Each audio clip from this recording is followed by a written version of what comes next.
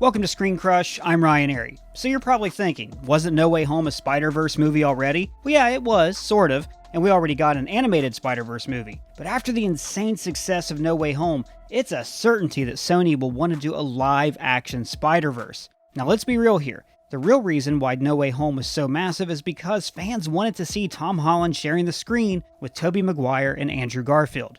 And come on, who are we kidding here? Is there any doubt that Sony won't capitalize on that massive success? Nah, we are going to get another Spider-Man crossover event, this time with even more Spider people like Miles Morales, Spider-Gwen, and many others. The only question is what kind of Spider-Verse are we talking about? Because it can't be a rehash of the animated movie, and it also can't be a repeat of No Way Home. Gobby, meet the Web Warriors! 7 Spideys. Tell me there's a reasonable explanation for this. Remember the scene where Peter was in the astral form and was able to control his body? Well, that directly ties into Spider-Man's surprising connection to the multiverse, and that is how we get a Spider-Verse movie. Where do all these guys come from? Okay, first, let's try to answer the question of if we even need a live-action Spider-Verse. No Way Home was awesome, and seeing 3 generations of Spider-Men sharing the screen was a fan's dream come true. And we are getting Spider-Man 4 with Holland, but should we also get Amazing Spider-Man 3 and Spider-Man 4 with Tobey? Well, it all depends on if Sony wants to do 3 separate Spider-Man franchises at the same time. But that seems unlikely, and the most likely direction is for them to do a Spider-Verse movie. Now, I don't think it should happen right away. The next Tom Holland film should be a back-to-basics movie, scale things down from the multiversal crisis to a more grounded street-level conflict. Peter must deal with the consequences of No Way Home on a personal level. But 4 or 5 years down the line, I can totally see a Spider-Verse movie happening, especially because the next big MCU conflict will deal with the multiverse. An infinite amount of B.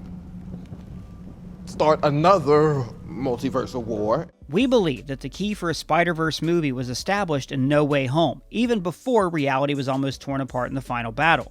As the fight between Spider-Man and Doctor Strange started, something completely unexpected happened. Steven pushed Peter's astral form out of his body, but somehow, Peter was still able to control his body while being separated from it. Even Steven is shocked by this.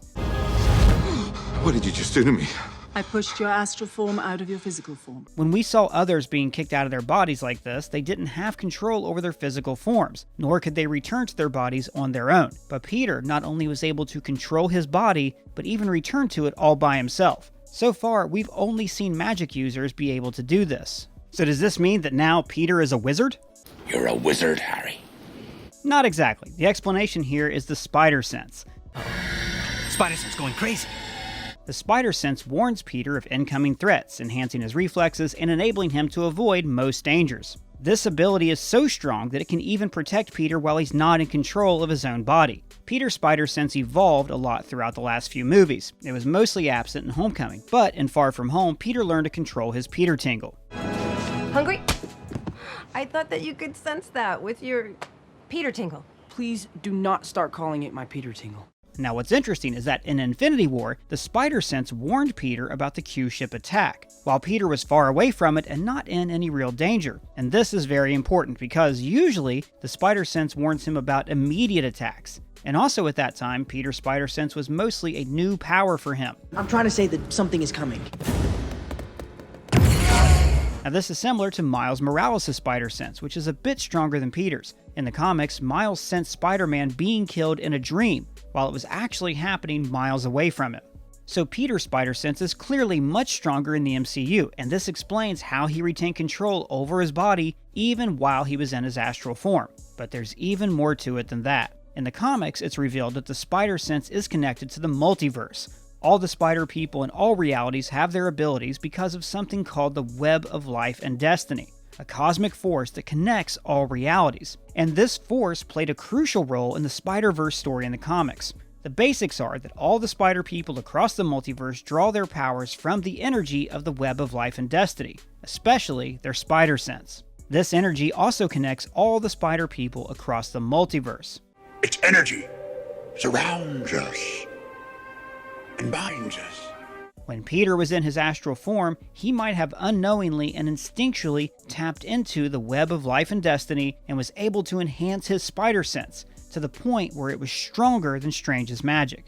Either way, the botched spell in No Way Home has weakened the barriers in between realities, and that might have allowed Peter to tap into the web of life and destiny directly. The presence of two other Spider-Men in the same universe is also part of it, as all three Peters enhanced each other's abilities and their connection to the web of life and destiny.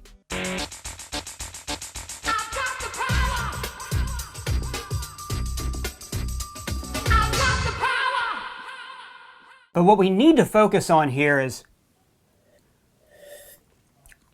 that. It's damn good coffee. I love to try different coffees, but I'm no coffee expert. But that is why I like Trade, the sponsor of this video. Trade matches you with your own personal coffee selection by having you take a short quiz to gauge your preferences. Then you select how often you want it delivered, and then rate the selection so they know what you like. I mean, let's face it, the grocery store's selection of coffee is very limited. It's like 5 versions of the same brand. Trade connects you with America's best local roasters that you can't find in most groceries. And trust me, local is way better. The coffee is roasted and shipped within 24 hours of your order, so you know it's going to be fresh. For instance, they paired me with coffees that go well with milk. Now my favorite was this one, Necessary Coffee from Lancaster, Pennsylvania. It's very bold, it's a sweet coffee, and it has notes of cocoa and berries. So Trade offers you a first match guarantee that you'll love the first coffee they send you, but if you don't, they'll ship out a different bag for free. And our viewers will get a bag when you sign up, and free shipping is also included. So why not give it a try? Just click the link in the description and take the quiz.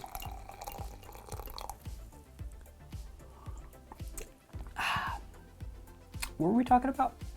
Oh, right. This brings us to the comics version of Spider-Verse, and the massive event of being called Morlun hunted down all the spider people across the multiverse. Morlun is like this multiversal vampire, but instead of feeding on blood, he absorbs the life energy of spider people, and he's doing it because of their connection to the web of life and destiny.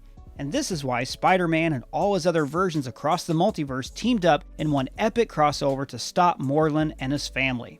So this story could be the inspiration for a Spider-Verse movie. And let's not forget about reality almost being destroyed at the end of No Way Home, where countless Spider-Man villains were about to invade the MCU. That in the multiverse there are an infinite number of people who know Peter Parker is Spider-Man. And if that spell gets loose, they're all coming here. A multiversal event like that is sure to draw Morlun's attention to Spider-Man. All that being said, I'm not sure the MCU will go in Morlun's direction. And don't get me wrong, Morlun is a great villain for a Spider-Verse movie. But I think Morlun is a more fitting villain for Spider-Man Across the Spider-Verse Part 1 and 2, and makes more sense. For a live-action Spider-Verse movie, I'm hoping for an evil version of Spider-Man. So why do that when Spider-Man has so many other great villains to choose from? Well, it's mostly because of the 90s animated show. That's where we got the first Spider-Verse story. These Spider-Men are from parallel realities, each as legitimate as yours. They're all you, with some slight differences. In the series' final 2 episodes, Spider-Men from different universes teamed up to battle an evil Spider-Man, a Peter from another universe who bonded with Carnage, and he planned to destroy the whole multiverse. This was the first time we ever saw something like that, and the inner child in me wants to see it happen again, live action in the MCU. So here's our idea on how a live action Spider-Verse could work. Hold on to your butts. It all starts with the Venom symbiote that was teased in the post-credits scene of No Way Home. When Eddie was sent back to his universe, a little Venom goo was left behind. Sooner or later, that symbiote will bond with Spider-Man. We all know it's going to happen. Maybe as soon as Spider-Man 4. So, when Venom bonds with Peter, the symbiote will become aware of Spider-Man's connection to the multiverse and the web of life and destiny. Moving forward, let's just call that the Spider-Force. We'll use the Force. That's not how the Force works. Now remember, Venom himself has a connection to the multiverse through the symbiote hive mind. 80 billion light years of hive knowledge across universes would explode your tiny little brain. So, once the symbiotes learn about the Spider-Force, they will go after it, try to consume or destroy it.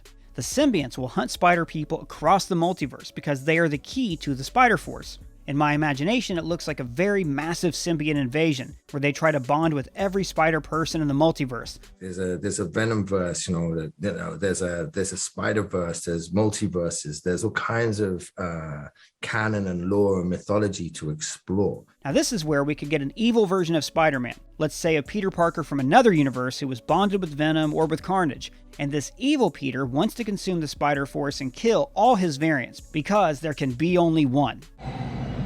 There can be only one. Let's say this is a variant of the MCU Peter who went to the dark side. Peter is already in a sort of dark place after No Way Home. He lost May, and now no one even knows who he is. He almost killed the Green Goblin, so there's a lot of rage there, ready to blow up and do something irreversible. If he gets the black suit, the darkness might consume him entirely. I told you, I give up. That's funny. I give up too. I give up trying to be a friendly neighborhood Spider-Man. Now the MCU Peter will overcome this, but maybe there's a universe where things will play out a little differently, where Peter will let the symbiote hive mind take him over and bring out the worst in him. See, madness, as you know, is like gravity. All it takes is a little push. Another option is the upcoming multiverse war. Based on Loki, universes are going to collide and be destroyed. The web of life and destiny is a nexus of the multiverse, and it could be a key factor in the upcoming multiversal war. An evil Spider-Man might try to weaponize the Spider-Force and use it against other universes to save his own, sort of like how He Who Remains did with Eliath. Regardless of how it happens, the web of life and destiny is most likely going to be the key. If that scene in No Way Home where Peter controls his body when in astral form is going to play a factor in the future, then I think it's the key for Spider-Verse. A Spider-Verse movie is also a great opportunity to return and see how the world of the previous Spider-Man movies have changed over the years. Also, we can find out what happened to all the villains from No Way Home, and how their worlds changed after they were cured of their crazy. If I were a rich man.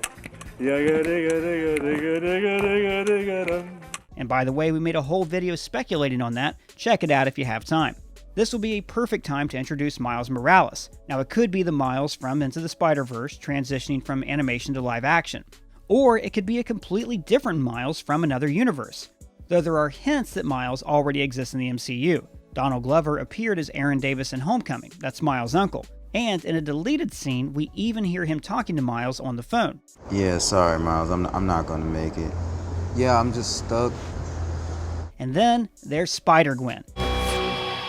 Hey guys. Haley Steinfeld voiced Gwen Stacy in Into the Spider-Verse, and I'm down for her being the live-action Spider-Gwen too, though that could be confusing since she's already Kate Bishop. So the other best option is bringing Emma Stone back. Just imagine the emotional moment when Amazing Spider-Man meets a Gwen from another universe. That'll be a powerful scene for sure, and there are all the other Spider people we could see, so many of them. Just imagine the portal scene, only it's hundreds of Spider people.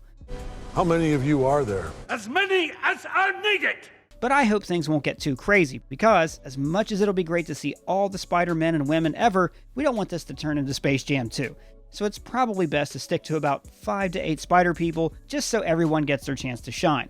But what do you think about our theory? What Spider people do you hope to see in the MCU? Let me know in the comments below or at me on Twitter, and if it's your first time here, guys, please subscribe. For Screen Crush, I'm Ryan Airy.